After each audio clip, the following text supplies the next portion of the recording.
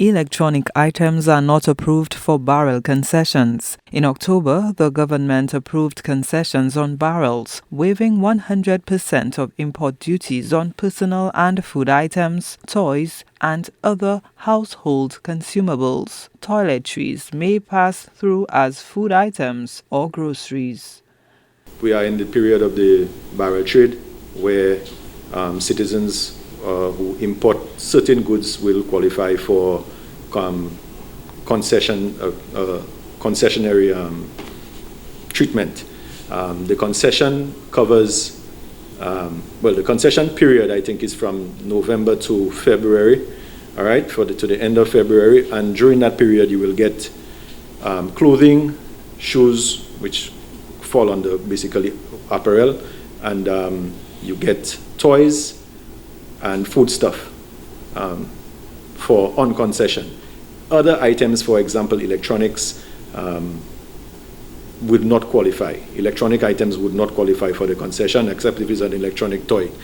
The number of barrels that qualify for the concessions is limited to 2 per household. Additionally, there will be an upper limit of EC $3,000 per barrel on the value of items that qualify for concessions. Commercial cargo does not qualify for barrel concessions.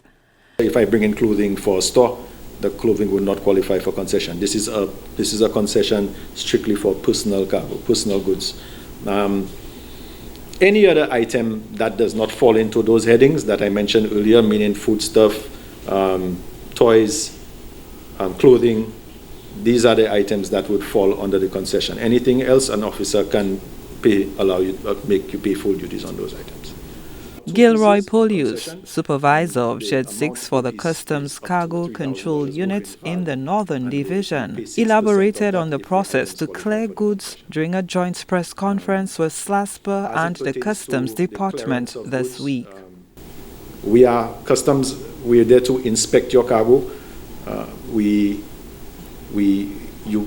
You basically have to go through our counterparts with SLASPA to get yourself into the shed. As long as you get there, your goods are identified, located, and then an officer now, as long as your goods are available to you, would come and perform the examination and give you the results, after which you would go to the SAD officer who prepares the documentation for you that you would need to make your payments. As soon as that is done, then SLASPA now facilitates the delivery of your cargo as long as everything else is in order. Polius also explained the process for collecting cargo on behalf of another person. You would also have to have a letter of authorization from the importer and a copy of the individual's ID card. That ID card should have somewhere on it the NIC number, because when we do searches in the system, we do it according to that, what we call the unique identifier, which is your social security. But it's not a very difficult process, and we try to assist individuals as best as we can to facilitate the removal of cargo from the shed. The Customs and Excise Department is asking for the public's cooperation to facilitate the smooth clearance process. Gina Filippi, HDS News Force.